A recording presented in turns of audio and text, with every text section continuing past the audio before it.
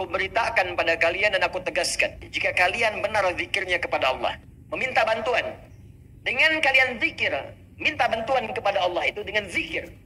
Atau musahabah, mendekat kepada Allah. Dengan mendekat kepada Allah lewat zikir, tatmainnul qulub, maka dampaknya akan menenangkan kepada jiwa, kepada hati. Makanya orang-orang yang sering berzikir dan bagus zikirnya, karena dekat dengan Allah, hatinya tenang, Pak. Nah, karena itu semua amalan zikir membuat kita tenang. Saya itu nggak bosan mengatakan, kalau Anda sedang gelisah, cari amalan zikir dan dengan itu otomatis kita tenang. Tenang itu penting. Dan tenang itu setengah dari solusi. Ibu yang tenang, mudah memberikan kemudian arahan kepada anak-anak. Suami yang tenang, mudah kemudian membimbing keluarga. Pemimpin yang tenang di perusahaannya, mudah mengatur kemudian arus perusahaannya, pekerjaan dan sebagainya. Guru yang tenang, mudah memunculkan inovasi dan ide-ide yang baik kemudian. Tenang. Itu penting. Jelas? Nah, orang yang sering zikir itu tenang. Baca Quran. Makanya kalau sedang ada kegelisahan, kita cari ketenangan. Ketenangan terbaik itu zikir. Makanya orang yang tenang itu cenderung sehat, Bu, Pak. Gak banyak penyakit. Artinya kalau selama ini Anda sering gelisah, zikirnya belum maksimal. Ya, uang belanja belum muncul juga, udah akhir bulan, gelisah gitu. Mana zikirnya? Baru macet sedikit, udah gelisah. Ya, baru gelap dikit, mendung, udah gelisah. Ya Allah panas sekali, kapan hujannya? Kasih hujan, ya Allah hujannya gede banget. Maunya apa? 3, ini yang paling hebat. Ini yang jarang banyak orang ketahui.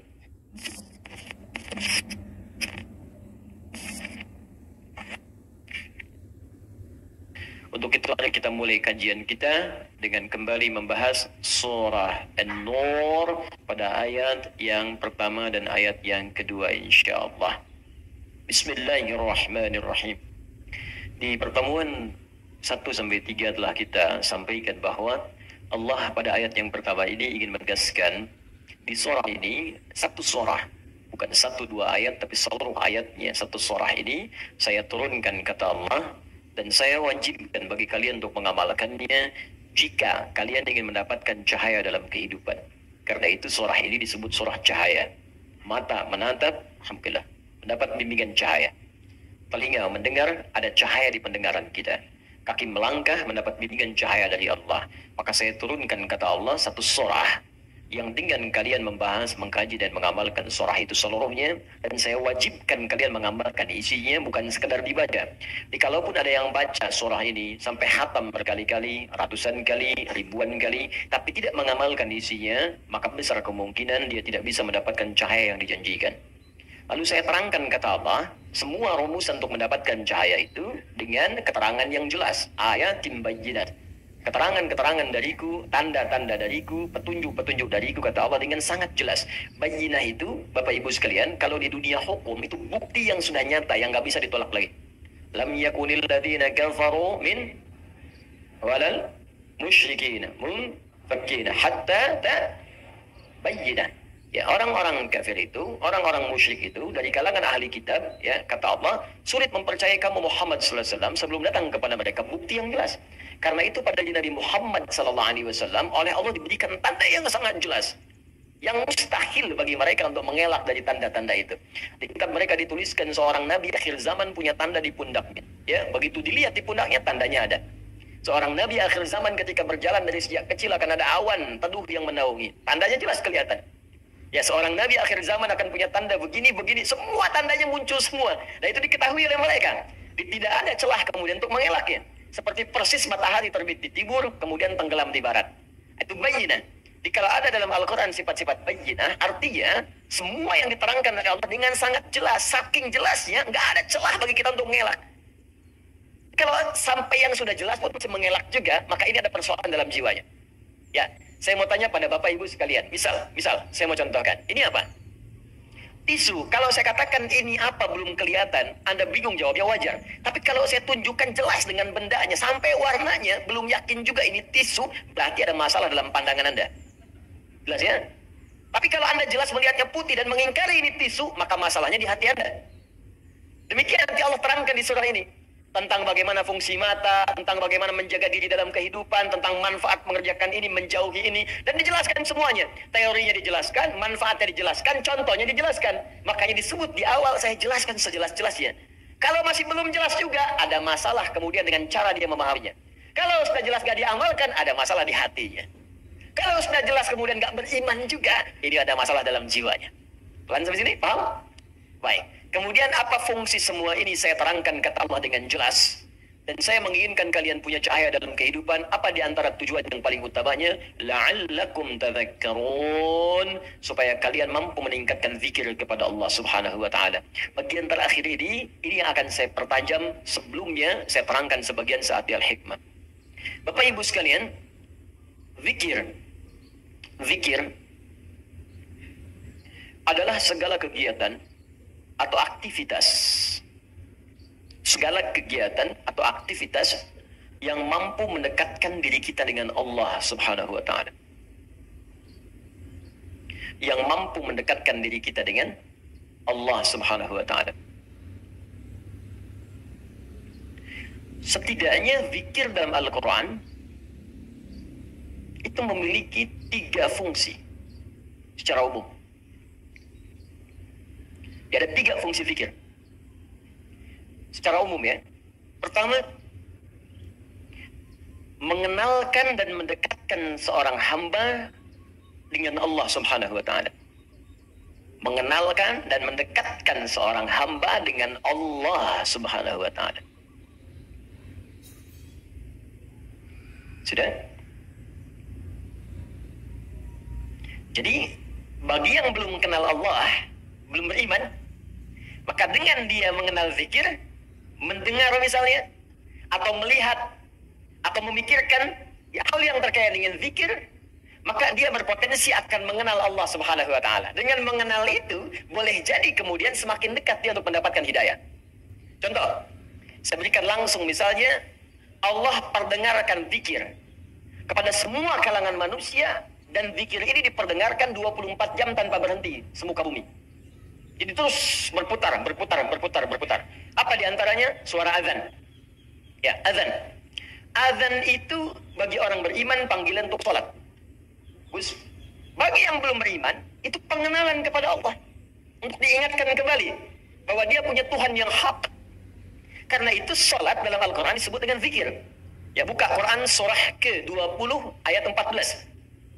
Ketika Allah menegaskan kemudian kepada Nabi Musa alaihissalam, kata Allah, innani anallah, la ilaha illa ana, fa'budni, wa aqimis salata li dhikri. Innani anallah, kata Allah Musa, saya Allah. La ilaha illa ana, tidak ada Tuhan yang layak disembah dan dipertuhankan kecuali saya. Anda silahkan bandingkan ya. Satu-satunya kitab suci di muka bumi yang mengatakan langsung saya Allah, sembah saya, hanya Al-Quran. Silahkan cek di kitab manapun. Anda temukan, adakah satu kitab yang mengatakan saya Tuhan, sembah saya? Silahkan cek. Hanya di Al-Quran tertulis, innani anallah. Di mushaf dituliskan, di Quran dibacakan. Innani anallah. Kata Allah, saya Allah. Dan kalimat yang menggunakan inna. Harfu tauqidin wa nasbin, tansibul isma wa tarfa'ul khabara. Mabniun ala al-fathi la mahalla lahum lil i'rabi. Inna harfu nasab wa tauqid. Nasab untuk menancapkan sesuatu dengan kuat.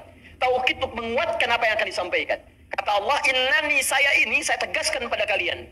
Ya, tancapkan di dalam jiwa-jiwa kalian, kata Allah. Cuman saya yang Tuhan. Innani anallah, saya Allah. Quran surah ke-20 ayat 14. La ilaha illa ana, gak ada Tuhan kecuali saya. Fa'budni, sembah saya. Tunjukkan pada saya, di kitab mana ada keterangan saya Tuhan, sembah saya, kecuali di Al-Quran. Kenapa? Karena fitrah manusia, itu tidak mungkin bisa mengatakan saya Tuhan. Jadi kalau ada kitab, kemudian isinya tidak ada mengatakan saya Tuhan, ini menunjukkan kitab itu bukan berfirman dan bersumber dari Allah subhanahu wa ta'ala. Karena hanya Allah yang mampu mengatakan saya Tuhan. Makanya satu-satu manusia yang pernah mengaku Tuhan, kemudian menyadari dan fitrahnya menolak. Dan satu-satunya Fir'aun tuh. Direkamkan dalam Al-Quran, ana rabbukumul a'la, saya Tuhan kalian yang paling gede. Ya, lalu ketika dia akan tenggelam, bukan ralat ya Allah. Ya, al-ana hasasul haq. Di surat Yusuf muncul nih, muncul kebenaran. Ya, ketika kemudian perempuan menggoda, muncul kebenaran. Sama juga Firaun ketika mau tenggelam, alahan, sekarang nyadar kamu bukan Tuhan. Tuh. Di fitrah manusia itu nggak bisa mengaku Tuhan. Kalau mengaku yang setara-setara itu, setara itu ada nilai kemanusiaannya, mungkin Nabi, ada banyak. Ngaku Nabi ada, karena sebagian sifat kenabian itu, sifat manusia, sifat kemanusiaan fitrah. Makanya manusia ada di antara mereka mengaku Nabi, ada. Ya, kan banyak tuh. Sekarang pun ada Nabi baru lagi tuh. Allahu Akbar, tiap bulan tuh. Tiap bulan ada aja yang baru-baru. Ya, Anda bayangkan. Tapi mengaku Tuhan, nggak ada. Karena itu cuma di Al-Quran langsung yang menyebutkan. Ini menunjukkan Quran benar firman Allah.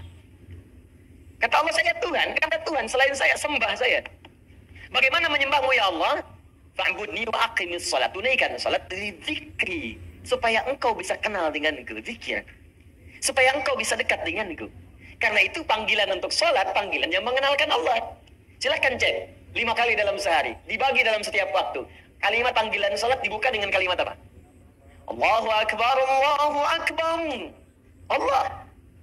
Bagi yang belum pernah dengar Allah selama hidupnya, walaupun dia belum beriman, diperdengarkan. Allah, Allah, Allah. Setidaknya akan bertanya. Anak kecil yang hidup di lingkungan orang-orang yang belum beriman akan bertanya. Allah, apa itu Allah? Siapa itu Allah? Pagi baru bangun tidur diperdengarkan. Ya, bahkan yang belum bangun bisa diperdengarkan. Allahu Akbar, Allahu Akbar. Siang kedengaran lagi. Sore kedengaran lagi. Maghrib kedengaran. Mau tidur diperdengarkan lagi. Dari bangun tidur sampai tidur lagi diperdengarkan. Dan saya sering katakan, cuman lafaz adzan yang dikumandangkan di bumi yang tidak pernah berhenti. Karena itu jadwal sholat ketika disusun itu, Anda terlihat ada perbedaan kan? Tanah Kusir dengan Pondok Indah beda mungkin sekian menit. Ini sekian menit, ini sekian menit, sekian menit. Mesir selesai adzan, Libya adzan. Libya selesai, Tunisia adzan. Tunisia selesai, Maroko adzan. Maroko selesai, Aljazair adzan. Nyebrang langsung dari Italia ke Spanyol ke Prancis terus. Di Indonesia pun begitu. Dari Sabang sampai Merauke 24 jam nggak pernah berhenti lafaz adzan. Jadi zikir, manfaat yang pertama, bisa mengenalkan seseorang yang belum kenal Allah dengan Allah. Karena itu tidak sedikit orang mendengar adzan masuk Islam. Diperdengarkan. Anda bayangkan. Ada orang dengan mata melihat, bayangin. Ya, makanya bikin Bapak Ibu status-status yang baik. Di Facebook, tayangkan aja hadis, ayat, isi dengan dakwah. Boleh jadi apa yang kita tampilkan mungkin dilihat orang, dan kalau bukan dia mendekat kepada Allah, atau dia kemudian menjadi beriman kepada Allah. Yang sudah beriman semakin kuat imannya. Yang belum beriman begitu melihat status Anda, mari berbuat baik dalam kehidupan. Al-Quran surat sekian, ayat sekian. Mari kita berbuat jujur, hadis Nabi SAW.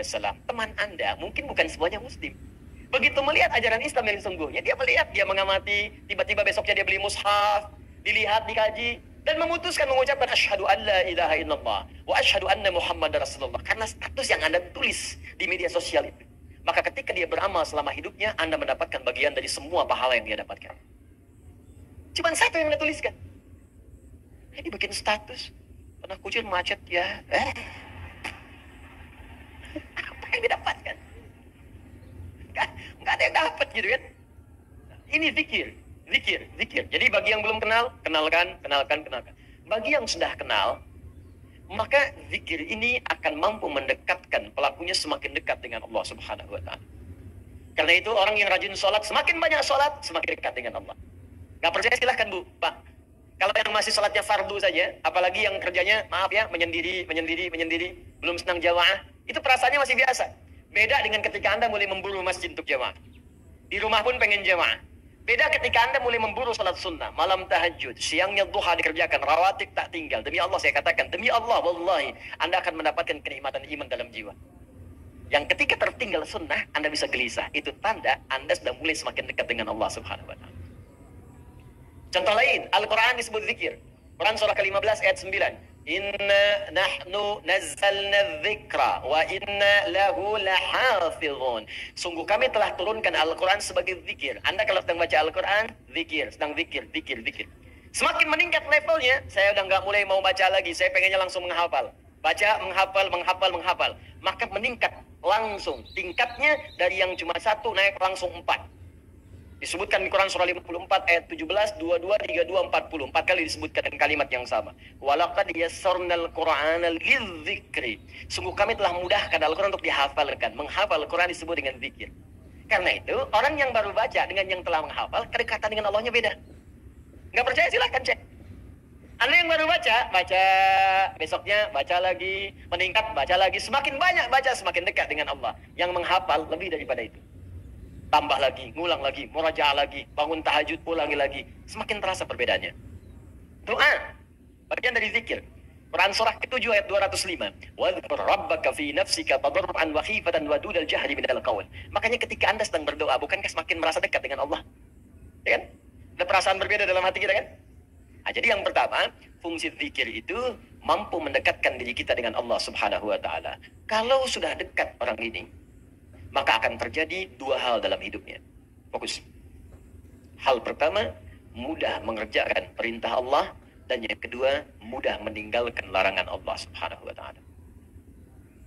Satu, mudah mengerjakan perintah Allah Subhanahu wa taala. Dan yang kedua, mudah meninggalkan larangan Allah Subhanahu wa taala. Dah sami'na wa ata'na saja. Kata Allah, salat, siap ya Allah. Puasa, siap ya Allah. Infak, siap ya Allah. Zakat, aku usaha supaya zakat ya Allah. Dia bekerja itu dapat kekayaan bukan supaya pengen kaya, supaya pengen zakat, Bu. Coba lihat, Pak. Perhatikan cara berpikirnya ya. Orang kalau sudah imannya tinggi, dengan Allahnya semakin dekat, jadi dia ingin meraih kedudukan dunia itu bukan untuk mendapatkan dunianya, untuk mendapatkan kedekatan ridho Allahnya. Di saat orang mencari dunia untuk menambah harta, saya pengen mobilnya diupdate dari Avanza jadi Ferrari, saya kan? Saya pengen kedudukan diupdate dari yang bawah di ke atas. Cuman untuk itu saja. Orang beriman tidak. Ya Allah, saya cari harta untuk supaya saya bisa zakat, saya bisa infak, saya bisa sedekah. Makanya ketika orang mengejar akhirat, dunianya ikut. Ya, mohon maaf Bapak Ibu, bukan berarti Anda zakat itu dilarang untuk memberi mobil-mobil yang bagus. Kalau bisa pakai, subuhan pakai Ferrari, duhur Lamborghini gitu kan. Oh, enggak apa-apa, silakan. Enggak ada masalah. Tunjukkan bahwa dengan itu semua terupdate status Anda di hadapan Allah Subhanahu wa taala. Boleh. Beli Ferrari cuma buat dipakai panasin doang. Menjelang subuh, balapan sama taksi dibayar. Ngapain? Cuman dilihat, ya pesen onder deal, bawa angkut pesawat, datang capek. Ya, udah, kita kerjakan dengan baik, isi akhirat dunia ikut. Paham? Jadi ini bagian yang pertama. Makanya update, orang yang kemudian mudah dekat dengan Allah, kenapa berpikir? Supaya mudah kita menunaikan perintah Allah. Demikian ketika dilarang pun mudah kemudian meninggalkan. Makanya nanti di ayat ini ada ujian. Betul nggak kita mudah mengerjakan ini dan mudah meninggalkan yang dilarang? Kata Allah, jangan zina, siap saya tinggalkan ya Allah. Jangan mencuri, nggak akan saya kerjakan ya Allah. Jangan gibah, nggak akan saya lakukan ya Allah. Kamu gibah ya? Tidak ya Allah. Tidak akan pernah saya kerjakan. Tidak seperti ibu itu tuh. Kalau tiap hari dia mau gibah terus. Gibah itu namanya. Jangan sombong, tak akan saya lakukan ya Allah. Sami'na wa ata'na. Ya, jadi teman-teman sekalian, dalam dua konteks ini, orang-orang yang dekat dengan Allah Subhanahu wa taala, ya, ketika dia kemudian mendekat kepada Allah, dengar kalimat Allah, bagi yang belum beriman, boleh jadi bisa kemudian memutuskan untuk beriman. Dengan izin Allah kita berdoa, mudah-mudahan yang belum beriman diberikan kekuatan oleh Allah Subhanahu wa taala untuk mengucapkan syahadat. Jadi, maaf, semakin dekat dengan Allah, semakin mudah meninggalkan larangan. Jadi kalau pengertian terbaiknya begini, kalau Anda susah meninggalkan larangan Allah, berarti Anda belum dekat dengan Allah. Itu Pak. Bu, kata Allah jangan gosip, masih gosip, Anda belum dekat dengan Allah. Jangan berselisih, masih berselisih, Anda belum dekat dengan Allah. Jangan mencuri, masih mencuri. Jangan korupsi, masih korupsi. Jangan mencela, masih mencela. Jangan ribut, masih ribut. Berarti belum dekat dengan Allah. Sebab kalau sudah dekat dengan Allah itu mudah mengerjakan perintah, gampang meninggalkan larangan. Itu prinsipnya. Karena itu kata Allah, saya turunkan di satu surat. Satu ayat belum cukup, dua ayat. Dua ayat belum cukup, tiga ayat. Tiga ayat belum cukup, empat ayat. Nih sekarang kalau empat ayat belum cukup, saya turunkan satu surat. Suratun anzalna. Sesurat saya turunkan. Ujungnya la'allakum tadakkarun. Dengan satu surat ini kamu belajar supaya dekat dengan Allah. Jadi kalau saya sudah turunkan satu surat belum dekat juga, kata Allah, perlu saya turunkan berapa surat lagi? Ya. Ini bagian pertama. Jadi kita evaluasi dulu sebelum kita lanjutkan. Bagian pertama tentang zikir dengan segala detail dan pengertiannya. Apakah sampai dengan pagi ini?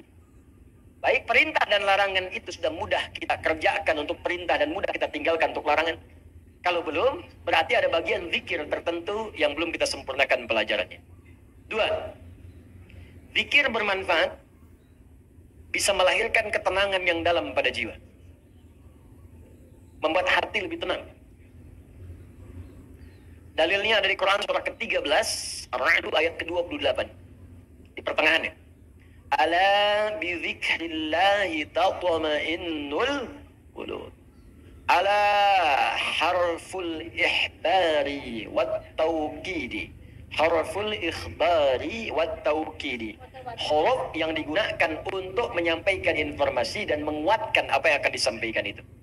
Ala, demikian cara menerjemahkannya. Aku beritakan pada kalian dan aku tegaskan. Bidzikrillahi, jika kalian benar zikirnya kepada Allah. Dengan berzikir yang benar itu, karena ba itu Di sini bisa berfungsi sebagai isti'anah, bisa musahabah, bisa ilsaq, bisa juga Bapak Ibu sekalian, hati-hati taukid. Taukid. Kata Allah saya tegaskan, ya isti'anah, meminta bantuan. Dengan kalian zikir, minta bantuan kepada Allah itu dengan zikir. Atau musahabah, mendekat kepada Allah. Dengan mendekat kepada Allah lewat zikir, tatmainnul qulub, maka dampaknya akan menenangkan kepada jiwa, kepada hati. Makanya orang-orang yang sering berzikir dan bagus zikirnya, karena dekat dengan Allah, hatinya tenang, Pak. Nah, karena itu semua amalan zikir membuat kita tenang. Saya tuh nggak bosan mengatakan, kalau Anda sedang gelisah, cari amalan zikir dan dengan itu otomatis kita tenang. Kalau sedang punya masalah, lebih baik kerjakan amalan zikir. Minimal hati tenang, walaupun solusi belum datang. Masih ingat tadi? Jenis-jenis zikir, satu apa? Sholat. Kedua, berdoa. Ketiga, baca Al-Quran, dekat. Coba deh, ibu bapak punya persoalan, pilih satu di antara tiga ini. Ketika sedang punya masalah, ambil wudu, menghadap ke arah kiblat, sholat 2 rakaat. Silakan sholat. Sholat wudu kah, ke masjid tahiyatul masjid, ke sholat aja dulu.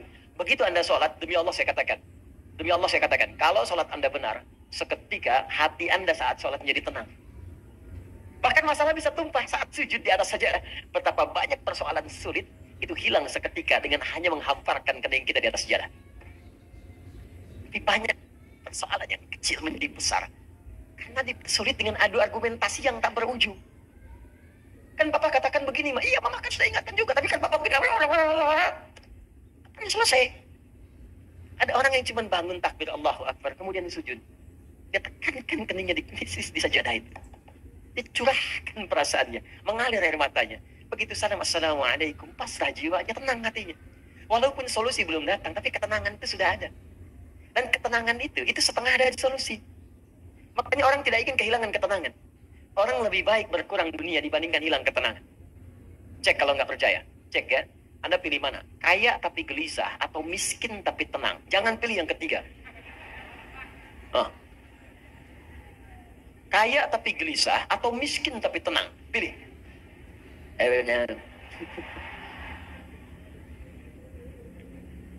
Paham ya? Itu tenang itu penting. Dan tenang itu setengah dari solusi. Ibu yang tenang mudah memberikan kemudian arahan kepada anak-anak. Suami yang tenang mudah kemudian membimbing keluarga. Pemimpin yang tenang di perusahaannya mudah mengatur kemudian arus perusahaannya, pekerjaan dan sebagainya. Guru yang tenang mudah memunculkan inovasi dan ide-ide yang baik kemudian. Tenang. Itu penting. Jelas? Nah, orang yang sering zikir itu tenang. Baca Quran. Makanya kalau sedang ada kegelisahan, kita cari ketenangan. Ketenangan terbaik itu zikir. Makanya orang yang tenang itu cenderung sehat, Bu, Pak. Gak banyak penyakit. Artinya kalau selama ini Anda sering gelisah, zikirnya belum maksimal. Ya, uang belanja belum muncul juga, di akhir bulan, gelisah gitu. Mana zikirnya? Baru macet sedikit, udah gelisah. Ya, baru gelap dikit, mendung, udah gelisah. Ya Allah panas sekali, kapan hujannya? Kasih hujan, ya Allah, hujannya gede banget. Maunya apa? 3, ini yang paling hebat. Yang jarang banyak orang ketahui. 3, berzikir kepada Allah bisa meningkatkan kecerdasan dan menambah pengetahuan. Bisa meningkatkan kecerdasan dan menambah pengetahuan. Bahkan dalam konteks ini, Allah langsung memberikan gambaran ahli zikir itu bersamaan dengan ahli fikir. Ini mustahil ada orang berpikir yang dia tumpul cara berpikirnya. Mustahil. Kata Allah, ahli fikir itu pasti pikirannya tajam. Inovasinya tinggi. Kuat dia.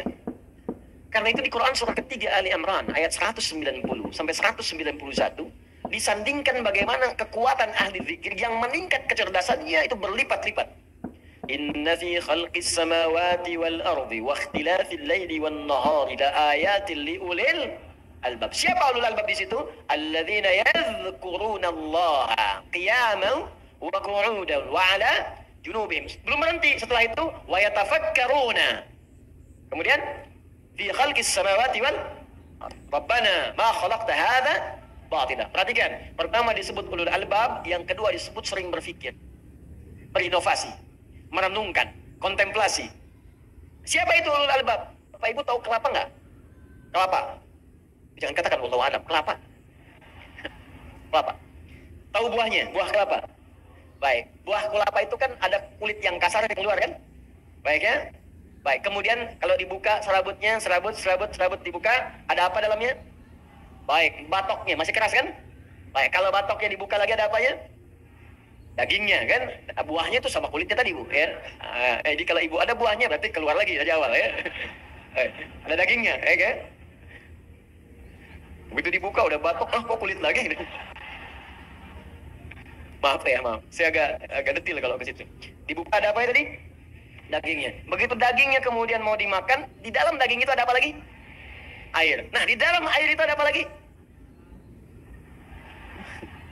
Panas.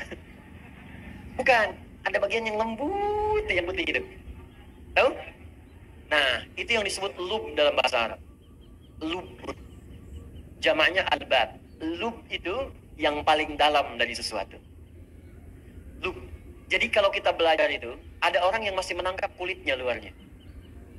Ustadz dan nerangin sampai 2 jam. Ini kemana sih arahnya nih? Masih di kulit. Masih serabut tuh, masih serabut. Iya kan? Oh, zikir. Patok. Kan? Oh, dekat dengan Allah. Daging. Allahu Akbar, sami'na wa ata'na. Itu ulul albab. Lu bagian dalamnya. Bahkan ada orang yang baru disebutkan satu huruf, satu kalimat, dia sudah paham. Oh, ini arahnya akan ke sini. Ada orang-orang, anak-anak yang belajar, baru disebutkan judulnya ini sudah terbayang di kepalanya. Pembahasannya 1, 2, 3, 4, 5, 6. Ulul albab. Ya, ketika seseorang baru berpikir untuk tafsir, ada orang diberikan oleh Allah keistimewaan untuk ta'wil. Ketika seseorang baru berpikir perjalanan akan ditempuh dari Bandung kemudian ke Jakarta dalam waktu 3 jam, ulul albab, bagaimana kosornya? Sudah tersusun oleh dia. Bahkan ada yang sudah memetakan kilometer sekian, kosor, jamak kosor, sekian, macet sekian, ulul albab.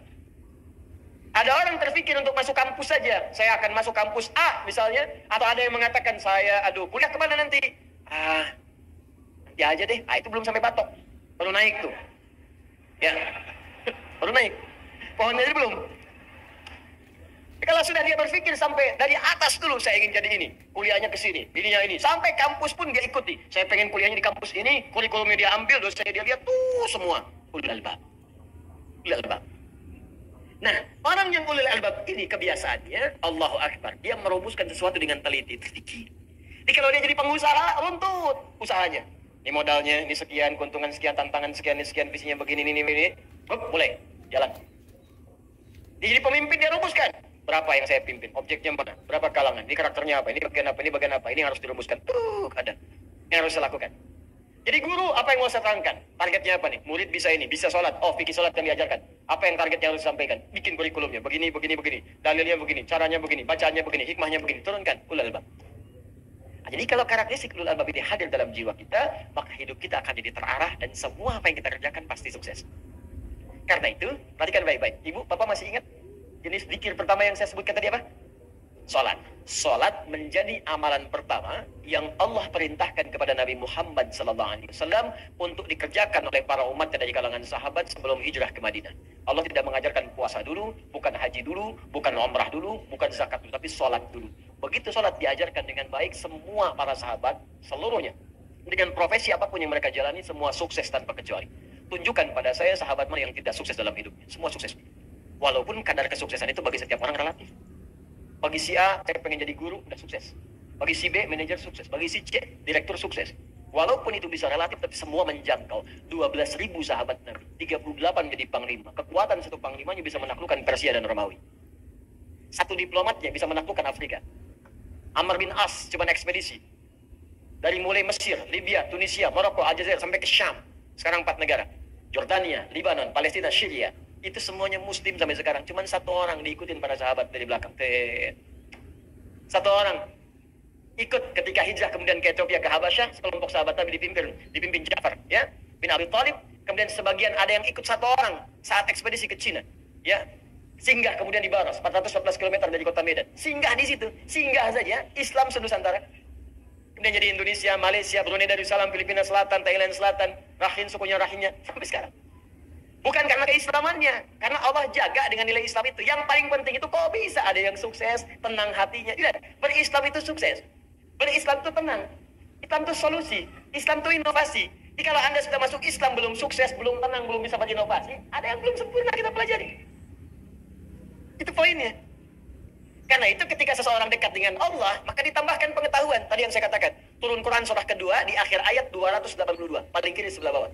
Wattaqullah wa yu'allimukumullah. Semakin kau tingkatkan takwamu kepada Allah, semakin aku tambahkan pengetahuan kepadamu.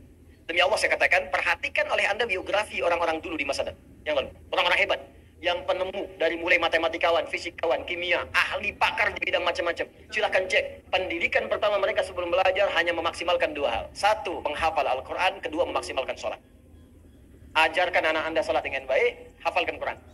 Begitu mulai dikerjakan dekat dengan Allah, akan mudah membuka potensi ilmu manapun yang akan dipelajari. Jadi muslim itu jangan terbatas kemudian hafal Quran, tahu hadis, amalkan. Di Quran itu ada dorongan untuk menjadi ahli-ahli di bidang-bidang tertentu. Di hadis ada dorongan jadi ahli kimia, ahli fisika, ahli matematika. Ada. Ayo berkembang. Saya merindukan ada dokter hafal Quran. Kan? Tentara hafal Quran, polisi hafal Quran. Ya insya Allah presiden hafal Quran, gubernur hafal Quran. Ya semua insya Allah diamalkan dalam kehidupan. Insya Allah demi Allah tidak ada orang Islam memegang posisi tertentu dalam hidup kecuali memberi maslahat, termasuk pada non-muslim yang ada di sekitarnya. Jadi kalau ada orang Islam tidak memberi maslahat atau mengganggu bahkan kepentingan non-muslim, berarti ada yang kurang tepat dengan keislamannya. Orang yang dekat dengan Allah, zikirnya kuat kepada Allah, maka yang pertama akan ada ketenangan dalam jiwanya. Yang kedua semakin kenal dan dekat dengan Allah. Yang ketiga semakin meningkat kemudian keilmuan dan kecerdasannya. Nah karena itulah kemudian ketika Anda ingin meraih semua itu, maka ditutup oleh Allah dengan kalimat la'allakum, harfut taraji. Saya pernah sampaikan pertemuan lalu, huruf la'alla, la'allaka, la'allakum, ketika disebutkan khususnya dalam Al-Quran, maka disebut dengan huruf at-taraji. Artinya, huruf yang menunjukkan harapan yang ingin diraih, tapi mustahil bisa didapatkan kecuali dengan kesungguhan untuk meraihnya. Jadi tidak semua orang-orang yang menghendaki dekat dengan Allah bisa dekat, kecuali yang sungguh-sungguh. Tidak semua orang yang ingin pintar, ingin tenang, bisa tenang dan pintar, kecuali dengan sungguh-sungguh. Karena itu kata Allah, sebelum saya tutup ayat yang pertama ini, kata Allah, saya turunkan satu surah, yang dengan satu surah itu, saya terangkan dengan sejelas-jelasnya. Tidak ada celah untuk diragukan. Tidak ada yang sama di dalamnya. Saya wajibkan kalian untuk mengerjakannya. Kalau kalian benar sungguh-sungguh mengerjakannya, la'alakum, maka kalian akan dekat dengan saya, kata Allah. Kalau sudah dekat dengan saya, maka saya berikan anugerah. Pertama, saya berikan ketenangan dalam jiwa. Saya bimbing untuk sukses. Saya bahagiakan dan saya tingkatkan kecerdasannya untuk peka menyikapi kehidupan. Anda bertanya, bagaimana caranya ya Allah? Maka diturunkanlah secara detil di ayat kedua sampai ayat-ayat berikutnya. Saya bacakan dulu ayatnya, kemudian nanti kita akan lihat bagaimana cara mengkajinya. Az-zaniyatu waz-zani fajlidu kulla wahidin minhuma mi'ata jaldah wa la ta'khudhukum bihima ra'fatun fi dinillah in kuntum tu'minuna billahi wal yawmil akhir wal yashhad 'adzabahuma ta'ifatun minal mu'minin. Ayat yang kedua saya bacakan cepat dulu, fokus baik-baik Bapak Ibu sekalian. Masih ingat yang tadi saya sampaikan? Zikir itu secara umum bentuknya ada dua. Kalau bukan perintah, apa namanya? Larangan. Perintah seperti sholat, zakat, puasa, baca Al-Quran, umrah, haji, perintah. Ada yang kedua, bentuknya larangan. Nah di ayat yang kedua ini, kita diajarkan oleh Allah, zikir dalam bentuk meninggalkan larangan-larangan Allah subhanahu wa ta'ala. Larangan yang pertama yang disampaikan langsung oleh Allah, pertama, jika Anda ingin dekat dengan Allah, tidak terganggu pikiran dalam kehidupan, di kecerdasan tetap terjaga, hati tetap tenang, kesuksesan bisa diraih, maka yang pertama kata Allah, tinggalkan jauhi zina. Saya ulang, tinggalkan jauhi apa? Zina. Larangan yang pertama, larangan untuk menjauhi dan meninggalkan dan atau meninggalkan zina.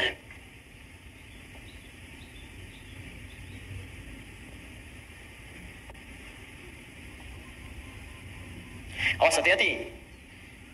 Saya ingin tunjukkan kepada Anda cara berpikir ini supaya kita bisa melihat turunannya dengan baik. Di formulasinya begini. Lihat sini ya, lihat. Ini zikir. Tadi turunannya kata Al-Quran, orang berzikir hatinya akan selalu tenang, cenderung tenang. kecenderungan sukses tinggi, bahagia. Sudah? Meningkat kecerdasan, cenderung pintar, bertambah pengetahuan. Bentuknya dua, bisa mengerjakan perintah, bisa meninggalkan larangan. Ini tinggalkan, ini kerjakan. Do it, leave it. If'al, la taf'al. Kerjakan, tinggalkan. Ini saya turunkan tadi, ada salat, kan? Ada interaksi dengan Al-Quran, ada puasa, dan seterusnya. Orang yang salat, maka dirinya cenderung tenang. Orang yang salat cenderung sukses dalam hidupnya, bahagia. Makanya panggilan salat, panggilan kebahagiaan. Hayya 'alas shalah. Kenapa salat ya Allah? Hayya 'alal falah. Bahagia yuk. Sukses. Kan? Cenderung kemudian pintar. Makanya banyak orang di masa lalu itu, ya ketika dia akan mengerjakan soal-soal salat, Pak, Bu. Imam Al-Bukhari itu menuliskan Sahih Al-Bukhari selama 16 tahun. 97 pembahasan. Setiap pembahasan itu berapa banyak hadis? Kitabul Iman 57 hadis, ada Kitabul Ilmi sampai Kitabul Tijarah, Kitabul Mari, terus sampai Kitabul Jihad. Banyak sekali. Ya, itu setiap menuliskan satu hadis salat 2 rakaat. Dituliskan pertama di Masjid Al-Haram, disempurnakan di Masjid Nabawi, 16 tahun. Semua ulama-ulama kita itu mustahil mereka bisa menulis kitab, merumuskan sesuatu, inovasi, penemuan baru, kecuali pasti rahasianya ini. Salat Al-Quran, salat Al-Quran. Ada orang mengkaji Al-Quran, tiba-tiba menemukan penemuan. Ya, Ibnu Firnas baca surah Al-Mulk ayat 19. Ya, ketika membaca ayat itu, Allah awalam yarau ila tayri fawqahum saffatin wa yaqbidna ma yumsikuhunna illa rahman. Apa engkau tidak analisis, perhatikan bagaimana burung bisa terbang di udara dengan dia mengepak-ngapukkan sayapnya, dijaga oleh Allah. Kalau nggak dijaga nggak bisa terbang. Maka dilihat Allah berkehendak bisa terbang. Karena apa? Kepak-katup sayap dilihat, dianalisis, bikin modifikasi sayap burung terbang naik ke atas bukit sampai bisa terbang 20 meter. Ngelihat ke bawah, jatuh, meninggal. Nah, betul, ketika meninggal dan meninggalkan karya yang kelak itu jadi prototipe pesawat terbang di kemudian hari. Ya, ada lagi Jabir bin Hayyan baca Al-Hadid, Quran surah 57 ayat 25 sampai 26. Wa anzalnal hadid, kami turunkan besi dari langit. Besi bisa turun dari langit. Dilihat apa itu besi. Dicari besi. Sekarang terbukti meteor ada yang bahannya dari besi. Ya, turun dari langit. Waktu itu bingung, apa ini besi? Apa sih besi itu menarik? Dibawa ke labnya besi. Dianalisis, dikeluarkan sampai ke atom terkecil ya. Dianalisis sampai sumber-sumbernya. Sampai sekarang nomor atom besi itu terambil dari Al-Quran. Nomor atom besi Fe, ferum, F besar, E kecil. Nomor atomnya 26. Ya, setiap atom itu punya isotop untuk menjaga stabilitas atom. Saya dulu belajar kimia. Ya. Nomor 55, 56, 57, 58. Ada 4 isotopnya. Yang paling stabil isotop nomor 57. Surah 57 ayat 25 sampai 26. Itu ada sejarahnya. Bukan John Dalton yang pertama kali menemukan atom. Jabir bin Hayyan. Ya, saya baca. Kalau lagi kosong-kosong, saya pergi ke toko buku. Saya beli itu buku kimia, buku fisika, matematika, latihan, lihat-lihat. Nggak tahu nanya. Buka YouTube, lihat, belajar. Saya baca, Pak. Ada anak mahasiswa datang. Kamu dari mana? Kedokteran, Ustaz. Mau belajar apa? Ini. Kamu bawa modul kamu kedokteran semua ke sini. Terangkan pada saya baru ajarkan pada kamu pengetahuan yang kamu inginkan. Jadi saya senang belajar. Baca. Dan ketika kita pelajari, ternyata semua relasi dengan Islam itu tinggi. Ya, saya sering bahas, fisika juga banyak kaitannya. Fisika itu paling banyak. Karena fisika itu kaitan dengan metafisik. Metafisik paling tinggi itu ya belajar agama. Agama itu ya Islam. Makanya ketika orang belajar fisikanya benar, itu pendekatan ke Allahnya tinggi. Ya, dari bab pertama aja, bab gaya kan di fisika pertama kan. F1 sama dengan F2, gaya gerak sama dengan gaya dorong. Apa yang masuk itu yang keluar. Yang masuknya kecil, mukul kecil, maka bunyinya kecil. Mukul besar, bunyinya besar. Imannya sedikit, amalnya sedikit. Imannya kuat, amalnya makin kuat. Ya. Hukum gayanya, gaya berbanding lurus dengan tekanan, F berbanding lurus dengan P. Ketika orang ingin bergaya menunaikan ibadah, tidak akan luput dari tekanan. Ada hambatan. Apa di antara hambatannya? Banyak. Ada hambatan pribadi, hambatan di tengah. Mau berangkat ke masjid tiba-tiba hujan. Bagaimana mengatasinya? Rumusnya turunkan.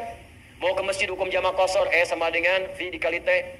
Jarak, ya, kecepatan dikalikan dengan waktu. Ya, mencari kecepatan, E sama dengan S dibagi T, V sama dengan S dibagi T.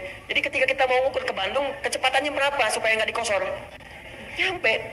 Makanya kalau mau ke Semarang pakai pesawat karena kecepatannya tinggi, waktunya semakin cepat. Ya, berangkat kemudian jam 11, nyampe jam 12, jujur aja belum. Apa yang mau dikosor? Jelas kan? Ini kita belajar tuh begini, ditarik ke akhlak, nyambung. Akhlak, F, gaya berbanding lurus dengan tekanan, hukum Pascalnya. Gaya berbanding lurus dengan tekanan, semakin banyak gaya semakin tertekan. Alah, banyak pokoknya. Oh, pokoknya indah deh, kalau belajarnya benar tuh enak. Di fisika tuh nggak berhenti di kampus, di kuliah, dibawa ke masjid masih diterapkan fisika. Ya, hukum hambatan, gaya Ohm, macam-macam. Enak pokoknya kelihatannya. Di Thomas Alva Edison itu kalau baca surat An-Nur aja, ayat 35, udah selesai itu, nggak akan sampai 1000 kali bikin bohlam. Oleh al-misbahu fi zujajah. Ya, kalau mau terang itu mesti ada zujajah, ada kaca. Nggak bisa begitu aja, bisa meletus, bisa hancur terus-terusan. Itu kan dia yang ke-1000 itu bikin kaca pelapis jadi bohlam. Baca satu ayat selesai. Itu. Kenapa jadi ke sini? Ah, ini perintah. Ada yang kedua, sifatnya berbentuk larangan. Apa namanya?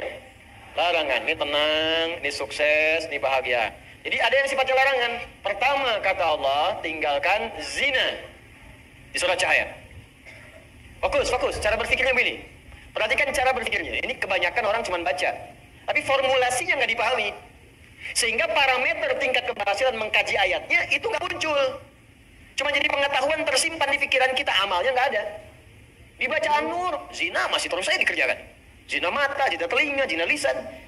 Ya bacaan Nur, ada yang korupsi, ada yang mencuri, ya, ada yang menipu, ada yang nyogok. Padahal ayatnya jelas. Maka dari itu lihat perbandingan terbaliknya. Orang mengerjakan perintah akan meraih ini. Orang meninggalkan larangan, maka ini akan cenderung terjaga. Hatinya tenang, kesuksesan mudah didapat, kebahagiaan mudah diraih. Ketika yang dilarang dikerjakan, maka akan berdampak kepada jaminan yang tadi disebutkan. Zina, ketika zina dikerjakan, maka cenderung membuat hati tidak tenang. Makanya orang yang berzina nggak pernah tenang. Makanya zina dalam bahasa Arab, secara bahasa az-zina, zina fil lughati asy-syu'ur bid-dhiq. Makna zina secara bahasa yang pertama adalah perasaan yang sempit dalam jiwa. Zina itu bisa ditulis dengan dua cara. Begini, zai, kemudian nun, alifnya ke atas. Ini bahasa orang Najdiyin, zina. Ada bahasa orang Hijaz, zai, kemudian nun, alifnya ke bawah begini, zina. Bisa ditulis dengan dua cara. Ini alif yang tadi saya sebutkan, alif. Bisa begini, tegak. Bisa begini, ke bawah. Az-zina fil lughati lahu ma'anin katsirah wa minha asy-syu'ur bid-dhiq. Zina secara bahasa memiliki banyak arti. Di antara makna yang paling populer, yang pertama adalah perasaan yang sempit di dalam hati. Makanya orang yang berusaha untuk berzina, awas hati-hati, melanggar ketentuan Allah, kata Allah tinggalkan dia kerjakan. Itu pertama akan menyebabkan hatinya terasa sempit, sering gelisah. Makanya jangankan mengerjakan yang secara istilah, benar-benar dikerjakan hubungan seksual. Baru mau muqaddimah saja, mata mau melihat gambar-gambar yang kotor, itu karena hatinya sempit, gelisah, gak mau ketahuan orang. Ya, sembunyi-sembunyi, bawa meja, ya, masuk ke kamar sendirian, gak mau orang lihat. Kenapa? Karena sempit. Tuh, kan ketenangannya hilang. Orang tenang itu kan cenderung gelisah. Orang yang tidak tenang cenderung gelisah. Ya kalau orang tenang tuh biasa aja. Lagi baca handphone, mau lihat, gak apa-apa, silakan. Ya, berkata-kata dengar, gak ada masalah. Tapi ketika ada orang berbuat hal yang dilarang tadi, berkata-kata gak mau kedengaran orang. Makanya transaksinya tertutup. Pakai kode-kode. Ya, di mana roti bisa ditemukan? Roti. Hah? Kijang satu. Kijang. Hewan yang disalahkan. Cek. Makanya kata-katanya cenderung diarahkan kepada yang lain. Kupu-kupu malam, kupu-kupu. Tuh. Buaya darat, buaya. Buaya aja nggak ada yang begitu. Ya, coba lihat kehidupan buaya. Iya, ada buaya yang berzina. Ya, buaya emang hidupnya begitu. Ya, jangan bayangkan. Saya mau katakan, orang yang melanggar ketentuan ini pasti hatinya gelisah. Suami yang mencoba, pria yang mencoba kemudian bergaul di luar hal yang dibenarkan dan mencoba untuk berzina, pasti akan gelisah hidupnya. Puncaknya apa? Kesuksesan akan berpengaruh. Betapa banyak karir hancur gara-gara kemudian perbuatan ini. Ya, betapa banyak kebahagiaan hilang, hancur rumah tangga, berpisah kemudian, anak-anak kemudian jadi terlantar. Makanya mikir dulu, kalau ada orang sudah berumah tangga, ada anak, terfikir untuk berbuat yang ini, mikir anak-anak Anda, kasihan. Anda tega kemudian dia diolok-olok di sekolahnya, Papa kamu berzina ya? Ibu kamu selingkuh ya? Itu anak Anda mau berbicara seperti apa? Dia masih kecil, butuh perhatian yang dalam. Makanya orang yang berbuat hal yang seperti ini pasti pertama akan terganggu, kemudian ketenangan jiwanya. Kesuksesannya akan berpengaruh, kebahagiaannya akan sirna. Dan yang paling dahsyat adalah biasanya ini akan fatal, berpengaruh kepada kecerdasan dan yang lainnya. Ya, bisa kecerdasan kepada otaknya, intelektual, bisa kecerdasan pada emosinya. Tanya ke Ustadz, orang yang zina pintar otaknya, tapi emosinya tidak ada. Untuk apa pintar otaknya dan emosi tidak terkendali? Banyak orang tak mampu mengendalikan emosinya sehingga kepintarannya menghasilkan mafsadat yang lebih luas lagi. Pintar bikin senjata digunakan untuk bunuh orang. Pintar pakai teknologi digunakan untuk menipu orang lain, merusak dan sebagainya. Maka apa manfaat dari kepintarannya? Tidak ada. Ya, nah sekarang pertanyaannya, apa yang dimaksud dengan zina secara istilah? Ada berapa jenis zina? Bagaimana kita bisa menjauhi zina kalau tidak tahu jenis-jenisnya? Itu kita akan bahas insya Allah di pertemuan berikutnya.